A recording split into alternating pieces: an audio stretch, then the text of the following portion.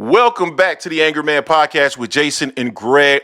Jason and I are back. We had a brief hiatus last week with me traveling for business and Jason taking some leisurely time, but we are back and we are now about to drop some more of this boxing related content. But before we do that, I would like to invite those of you who are new to the channel to hit the subscribe button and the notification button so you can find this good content every time we drop it. And for those of you who are regulars to the channel, but you have not hit the subscribe button yet, which we have about 47% of our people who watch our channel are not subscribers yet, make sure you smash the subscription button because we're trying to get to the next level in terms of growth.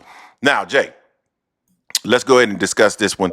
Keyshawn Davis potentially will face Edwin De Los Santos, according to De Los Santos' manager or promoter, Samson Lakowitz.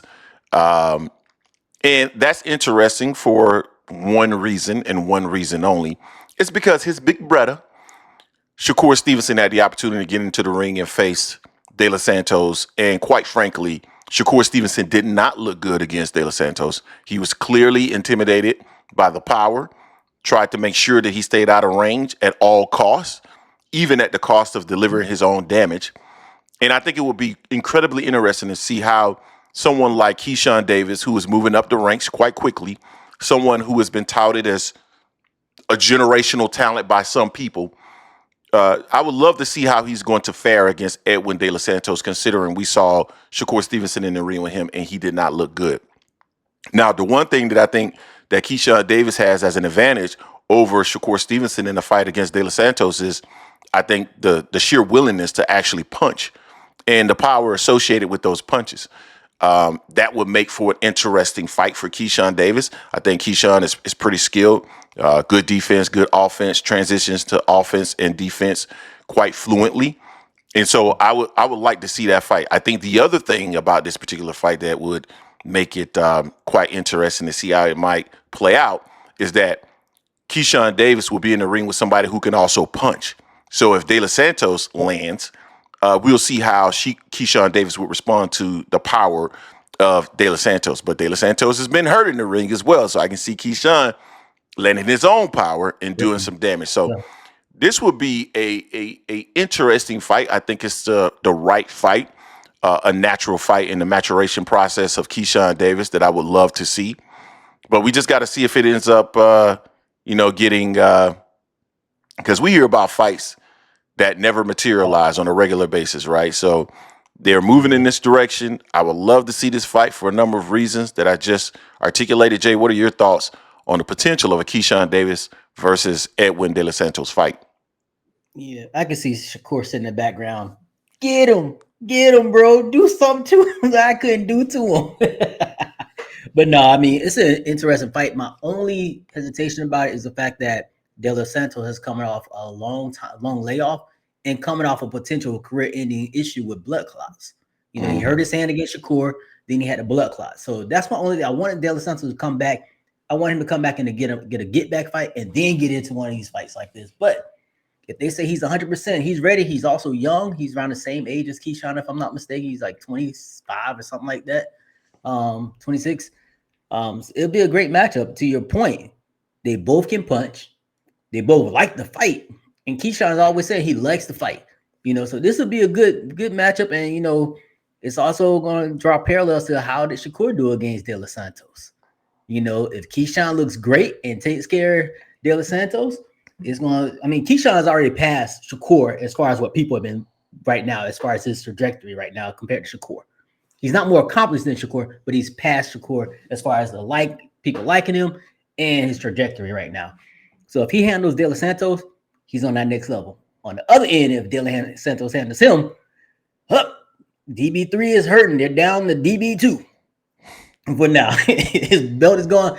It's also going to be interesting on where they're going to be fighting at, because I read some while back that De Los Santos was considering going to 140 at one point. So which is fine, but it won't be a belt on the line. But I think it's going to be at 135, which would be make the most sense. Keyshawn has a belt. De Los Santos is still ranked, if I'm not mistaken, top 10, something like that, which would make a great fight for those two. And it's a good stepping stone for Keyshawn as well as De Los Santos. Whoever wins is going to be able to go to that next level, I think.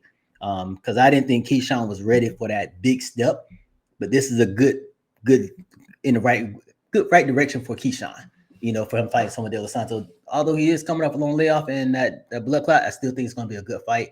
I haven't seen anything or read anything about De Los Santos having any setbacks in training or nothing like that. So I'm ready for it. No, similarly, I'm ready for it as well. And I think you make a great point in terms of what weight class it could potentially be fought at. We heard Bo Mack recently say that he believes that Keyshawn Davis should actually move up to 140 pounds. That was actually in contrary to what he said probably like a month and a half earlier, where he said he shouldn't move up to 140 pounds and he should stay at 135 and take advantage of essentially his size, which would imply that he was saying that Keyshawn is a weight bully. So I don't know what direction he's going to go in. I would love to see the fight, whether it's at 140 or 135. I could care less. I really don't care if there's a title on the line. They can make both. So Yeah, even though Keyshawn is, what is he, the WBO champion? Even though Keyshawn is the WBO champion, and I fully recognize him as a champion, that's fine. But do I really care about Keyshawn just looking at who he beat Baranchik in order to become the champion, a guy that looked like he should be at 126. I'm not that impressed with him being a champion at 135 pounds. As I mentioned in the past, as Shakur has testified to, anyone can become a champion. It's more so who you're affiliated with. So I don't really care about the belt. I more so care about the potential of the fight and the outcome of the fight. So that's really what I want to see. 135, 140. Don't care. Want to see the fight. Yeah. Both of them make it comfortable to be able to make it comfortably. So it's not like they're going to be a weight disadvantage for either or. They're both similar in size and everything. So I think it'd be good either way. Yeah, certainly. So we'll see if this is the one that's going to be next for Keyshawn Davis. I commend him. I like the way that they're moving him. Even though he's really, what is he? He's 14-0, 14-0? Something like that, yeah. He's either 13-0 or 14-0. But could it be a little soon? Maybe. But they may think very highly of Keyshawn Davis and they're ready to move him in that direction. So we'll see.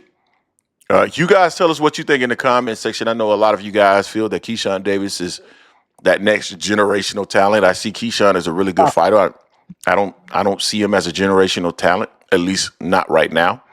But we'll see how he performs against Edwin De Los Santos. I do believe there's potential for him to be even more spectacular versus, I probably shouldn't even use the word spectacular considering Shakur Stevenson wasn't even remotely close to being spectacular, but he should look better against Edwin De Los Santos than Shakur Stevenson. But at the same time, he could look worse because he's going to be offensive, and offense opens you up for other people's offense. So we'll see what ends up happening.